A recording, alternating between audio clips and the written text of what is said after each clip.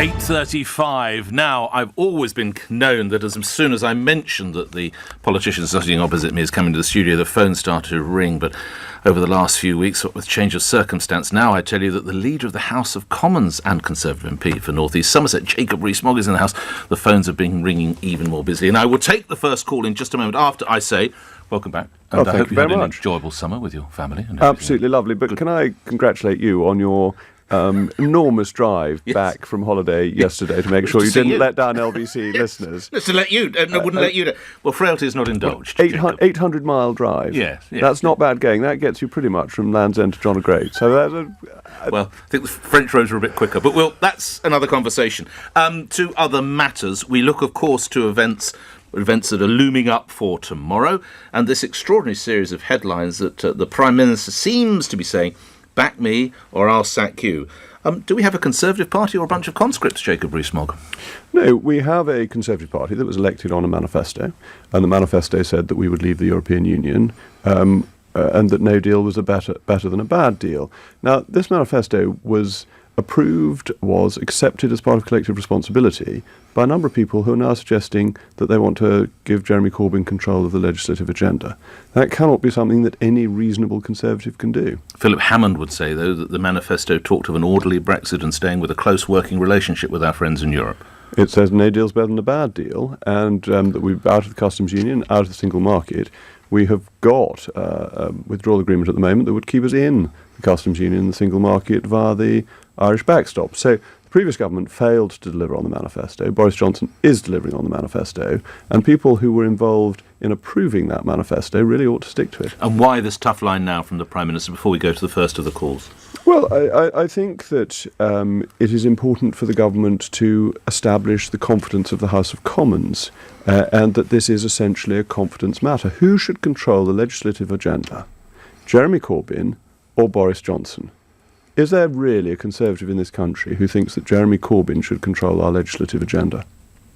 Let's go to some calls. Many points and questions occur out of that. But let's go to the first caller. John is in Edinburgh, and you're through to Jacob Rees-Mogg. Go ahead, John. Good morning. Good morning. After hearing that conversation, I've had another 2 or 3 questions have come to mind. Mr. Rees-Mogg, do you consider for one moment that proroguing Parliament might be considered to be an abuse of power? I don't see why, John, and thank you for your call. The reason that proroguing is perfectly normal is that this is the longest session of Parliament that we've had since 1660, and it is time to have a new session of Parliament so that there is a proper legislative programme that can be brought forward. The reason you can't go on with a session forever is that as a session drags on, you don't introduce new bills because they need time to get through, and they will run out of time when the session ends. This session has to end fairly soon, and therefore proroguing is a routine decision. Before we go back to John, why didn't you make that plain earlier? I did if anybody asked me. Indeed, why didn't the Prime Minister make it plain that was his intent when he stood on the steps of Number 10? It was raised by people in the House of Commons when I was doing my first outing as leader of the House. Valerie Vaz, the Labour shadow leader, said, when is this session going to end? Chris Bryant, very distinguished parliamentarian and historian of Labour also, had been calling for the end of the session. This had become an addled parliamentary session. It had run out of room to do anything. We needed a new session. And you must remember that we are losing very few parliamentary days in line with all previous prorogations, or post-war prorogations. And there's been a lot of hoo-ha about it, but it's... You're not surprised by that, Mr. Rees-Mogg? Well, the Remainers make a hoo-ha about everything, Mr. Ferrari, as we've become accustomed to. But I think this hoo-ha is phony. John, let's come back to you. An observation from you. I'm looking at the mess that Britain seems to be in at the moment. And I'm just wondering, more than wondering, I'm thinking, I really need a written constitution. I need it to protect me from eager politicians. What I'd say, John, is that we have a written constitution. We simply don't have a codified constitution. And the issue you have with a codified constitution, as in the United States, is its considerable inflexibility and the ultimate decisions being made instead of by politicians, by judges. So this decision to have a new session of Parliament, a new Queen's Speech, was made by the Prime Minister. If the House of Commons doesn't like that, they can have a vote of no confidence in him, and they can have a new Prime Minister if that's the will of the House of Commons. It doesn't seem that it is, but that is the democratically accountable route that is open to challenge this decision. On the other hand, if we had the type of codified constitution the US has, ultimately these decisions would be made by judges. And I'd encourage anybody who hasn't already to listen to Jonathan Sumption's excellent Reith lectures, which go through this in considerable detail and explain the benefits of having a constitution where democratically accountable politicians take the decisions. John, thank you. Malcolm, in a moment. Just final point on this for now. If he knew all of this, I come back to this point that there might be this proroguing suspension in July. I still don't see why Boris Johnson didn't choose to announce it then rather than taking you with him in a flight to Aberdeen. Well, he didn't take me with him to Aberdeen. I went to Aberdeen with a couple of other Privy Councillors. That always sounds much more dramatic than it is. The Privy Council is the formal body that makes these decisions, but it's held standing. It takes minutes. What was the point at which it should have been announced, other than the point when the decision... false or otherwise? Well, if it said in July, I tell you what, towards the end of August, I'm going to announce that we will be suspended, we will be proroguing, then all this heat and Sturm and Angst would have gone? But no, I think they'd have made an even greater fuss, because that's what they do, and it's what they enjoy doing, I think. But new sessions of Parliament are always announced shortly before they happen. This is completely routine. You're not given 6 months' notice of a new session of Parliament. It depends on the progress of business. It depends on the priority of business. The government needed to work out over the summer which of the bills still before Parliament are, if any, essential to leaving on the 31st of October, and the answer is that none is essential. And so that work needed to be done before the final decision could be made.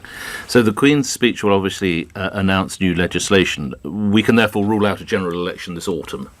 Well, it's not up to me. That's up to the House of Commons. You must remember we're now living in a world of the 2011 Fixed Term Parliament Act. Happens to be an Act of Parliament I thought was against the grain of the British Constitution, but nonetheless, that is what affects our election timescale, and that sets out two means of having an early election. One is the loss of vote of confidence, and the other is the government getting 2/3 of MPs to vote for an early election. It is no longer the Prime Minister asking Her Majesty for a dissolution.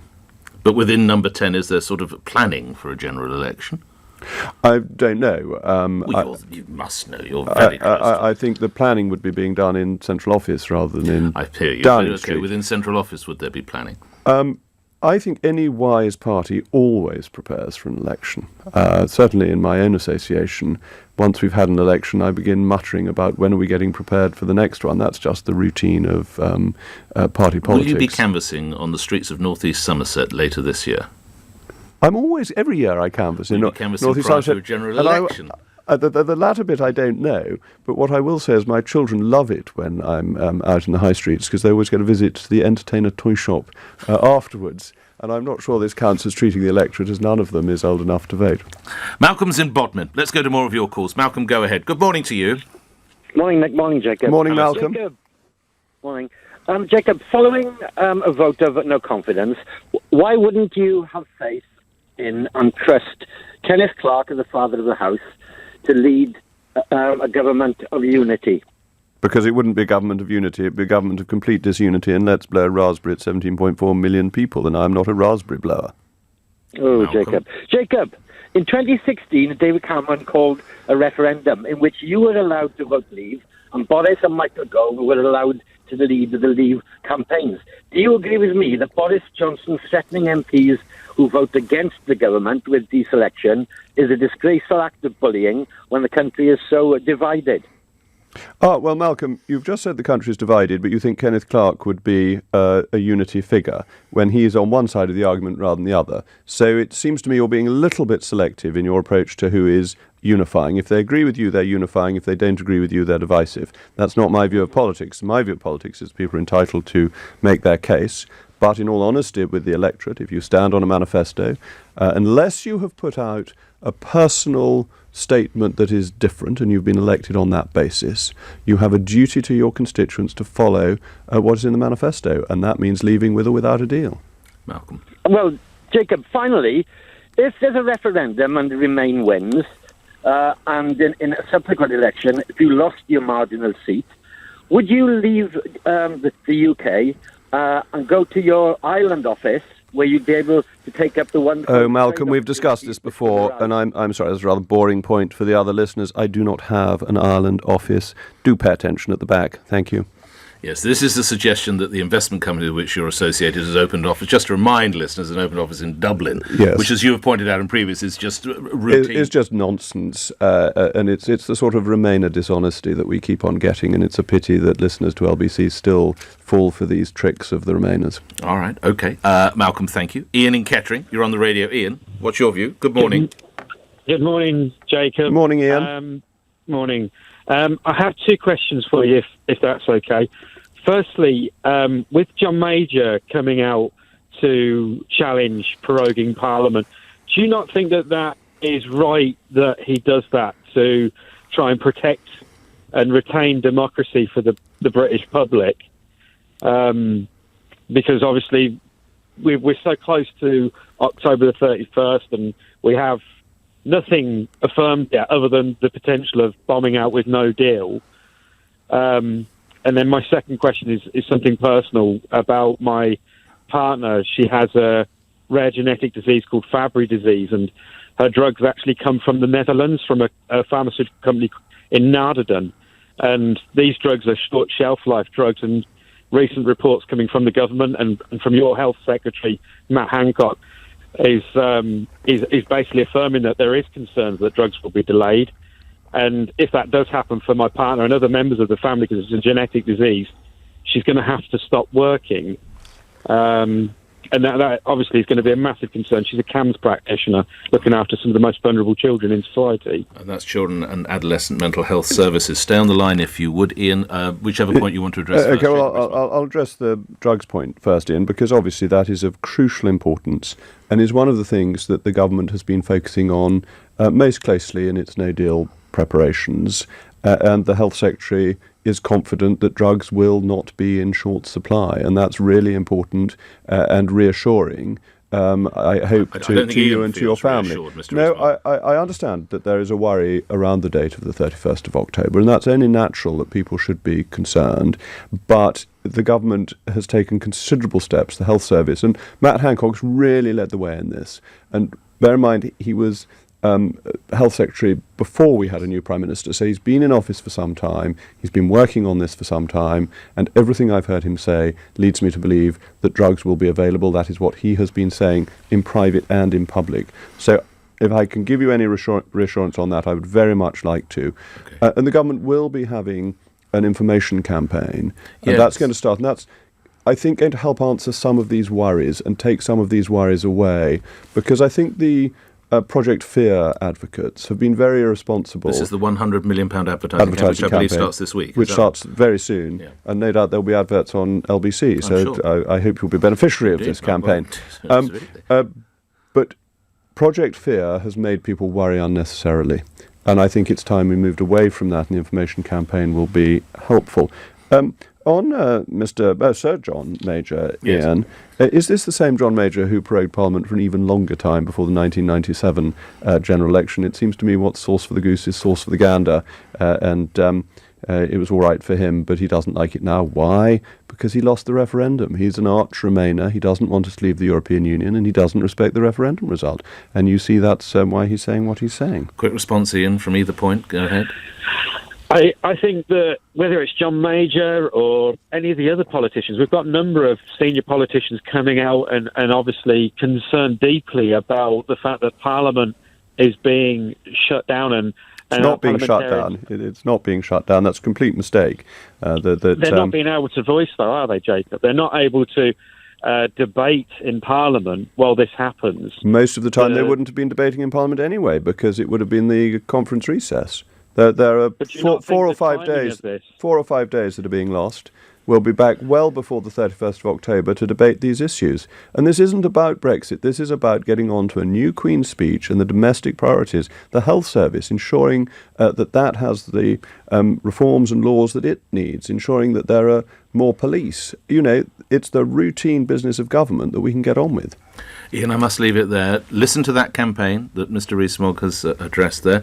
Come back to me if you have concerns, as of course we work towards a possible no-deal Brexit. I don't think it's anyone's desire for a no-deal Brexit. It's merely the positioning of the current government. That's at least as I understand it. Ian, good luck with your wife, or your partner, rather. Chris in Richmond, you're through to Jacob Rees-Mogg. Go ahead, Chris. Good morning. Good morning. Good morning, Jack. Good morning, Nick. Good morning, Chris. Do you think a business would have handled preparations for a no-deal Brexit in the way that your government is doing?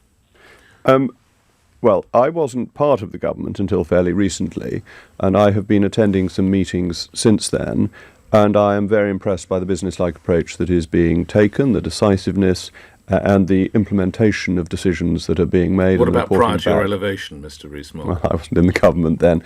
But you look back, obviously, you've seen notes or you pick up on how it was. How would you characterise the readiness or lack thereof? Well, I think we know full well that there were some people in the last government who deliberately obstructed plans for getting ready to leave the European Union for their political purposes, in spite of standing on a manifesto that said no deal was better than a bad deal. Philip Hammond. You might think so. I couldn't possibly comment. Back to Chris. Have a comment from you. Well, I mean, Jacob, I think you're entirely disingenuous. You talk about Project Fear. Article from The Guardian yesterday, 42% of everyone that applied for settled You probably status. mean The Observer, just as a point of correct, if you say yesterday. Okay, sorry, correction. That's all right. No, that's me being very pedantic and journalistic. Go ahead. In July, 42%, 4 out of 10 people who applied for settled status and shouldn't have been given it were not given it, Jacob. My wife has to apply for this week. How on earth do you talk about Project Fear when that percentage of rejection is happening when it comes to EU nationals? I do not believe it, and I frankly find it patronising. Well, a million people have got... You don't have to worry about your future. A million you don't have to people... worry about moving abroad. A million people have got... A million people have got settled status. Thousands of people are getting it every day. The application is very straightforward. And is there to be as easy for people to use as possible, but people still have to fill in the application form correctly. But a million people have already got it. I think that is a considerable success, and I'm afraid I don't view The Observer as wholly writ. Quick last word from you, Chris. Sorry, 4 out of 10 people have been rejected, Jacob. How on earth can you say that this is okay? And if it's so successful, why are there stories every single day, like a chef last week, a famous chef who's running his own business? An Italian woman yesterday, 50. She's been here 50 years and she was rejected for permanent residency. People do not have confidence in your government. Well, you don't have confidence in the government, and you're an Observer reader. I wouldn't expect you to. That's perfectly reasonable that there are different political views. No Observer reader has confidence in this government? Well, unless you read The Observer, and I don't know your personal political views. You and I are more Sunday Express readers, We probably I think. are. Even contributors in a case. Even contributors. So a million people have got settled status. This is being rolled out. A third of the people who are eligible have already got it, and there's plenty of time in which to get it. So I think it is working well. You always find the odd case where somebody says, oh, I didn't get it, but those will all be put right because there's plenty of time in which to put it right. Talking of time, 7 minutes before 9 is the time. David, your question in a moment. One from me. Jacob Rees-Mogg, how much will the Conservative Party miss Ruth Davidson? Ruth Davidson is a wonderful and charismatic political figure who did so much for the Conservatives in Scotland. Indeed, we have a Conservative government thanks to the 13 Scottish MPs. I rather like the idea that the Conservatives are imposed upon the United Kingdom by the votes of Scottish MPs, which may remind you of what the Labour Party used to say in the 1980s. She's a terrific, powerful, forceful person. With children of my own, I do completely understand the pull that you have, that, yes.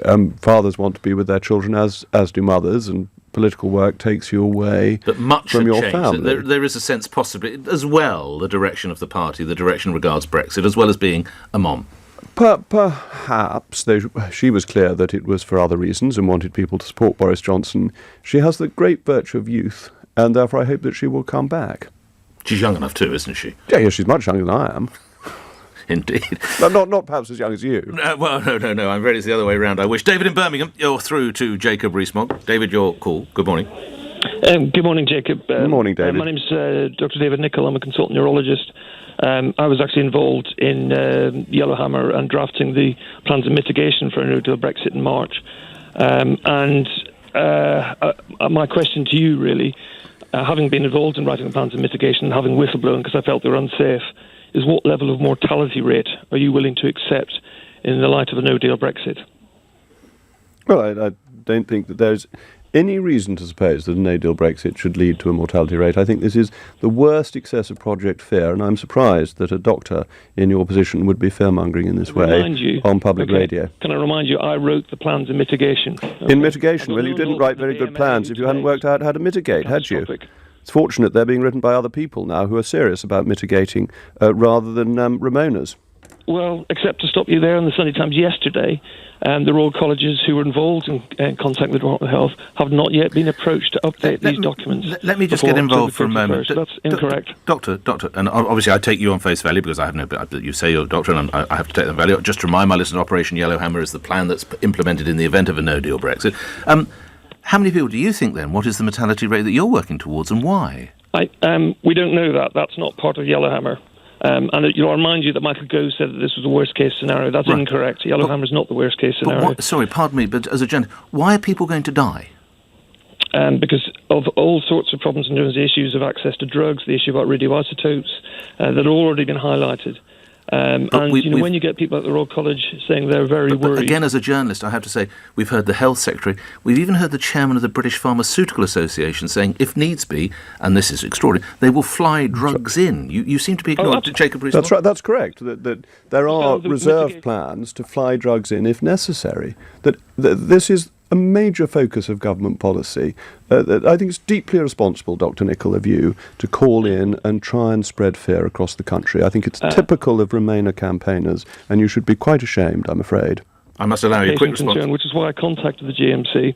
Right. So I'm quite happy if you want to refer me to the GMC, we can talk about it there. All right. Well, I must refer, only for time reasons. I'm still going to take you as doctor. I believe you. Dr. Nicholl, thank you. We move on to one final question. 3 minutes before 9 is the time. Damon in Maidenhead. Damon, you're through to Jacob Rees-Mogg. Go ahead. Hiya, Jacob. Damon, hello. I was undecided in 2016, so I didn't actually vote. But I wondered now, do you still think the referendum's relevant, considering all the new information we've got now, whether a public vote wouldn't just clear up the air? All the information's out. We can make an informed decision now. I think the problem with that is that that would overturn the result that we've already had, because this has been decided. And if you have a second vote, say it goes the other way, do you then have a third vote? When do you stop? On what basis should the second vote outweigh the first vote? What if the second vote were won by a smaller majority or a lower absolute number of voters by the other side? Would that one be authoritative, or would the first one? Just to complete, the 2016 vote has to be implemented. It was backed by a vote in 2015 to have the referendum and by an election in 2017 saying the result would be implemented. It has had 3 votes, and to overturn it would be to cock a snook at democracy. Can I just ask you... We're in a better position to make a vote. But Damon, why didn't you vote 3.5 years ago, whatever it was? Because the benefits for the economy and the sovereignty sort of balanced out, really, for me back then. And to be honest, now if we had another vote, I'm not too sure which way I would go, whether sovereignty for the country or the economic benefits of the EU, which one would be more important. But I think we're just in a better position now to have an informed vote. Well, Damon, if I may say to that, I'm intrigued that you haven't made up your mind finally yet anyway, is that the very distinguished Sir John Curtice has consistently said that there is no evidence there has been... He's a psychologist from the University of Strathclyde and probably one of the brightest in the game. Absolutely. Yeah. There's no evidence of any major change in opinion. The only shifts in opinion polls come from people saying they would turn out differently from how they did in 2016, not from actual changes of mind. So I don't think it would serve any useful purpose, Damon. I know we've only got a minute of your time. 2 things I wanted to get to you. Lastly, Jacob Rees-Mogg, how confident are you over the impartiality of Speaker John Bercow? Well, let's wait and see. The comments he made last week he should not have made, because the Speaker is only entitled to say things on behalf of the House of Commons. He's not entitled to say things that are his personal view. I admire many aspects of John Bercow. I think he's been an important historic speaker, but what he said last week was not his job to say. So all eyes tomorrow on him. We'll see what the decision is, yes. All eyes today on what's called the National Police Chiefs Council. You may be aware they're meeting as a result of concerns an increased number of assaults on police officers. There is a possibility of the routine arming of police officers with tasers if they join, and if you're already in the job, it would be your decision. You wouldn't be forced to carry, as it's called. Jacob Rees-Mogg, your view. Well, I was very struck by your piece in the Sunday Express yesterday, back from New York, where you spoke to a police officer in New York, and you said to him, would he go out without his piece? and he said he'd just likely go out without his shoes. The police need to have the tools to do their job, but we have a wonderful tradition in this country of the police being the public and the public being the police, and the more we can protect and preserve that, the better. So that's a yes or a no? That is, it's not my decision. You're going to have to get the Home Secretary on. I'm now bound by collective responsibility. Nicely done. Jacob Rees-Mogg is now Leader of the House of Commons, taking part of Ring Rees-Mogg here on LBC at 9 o'clock when news is next. On your radio, on Global Player, and Play LBC. leading Britain's conversation. This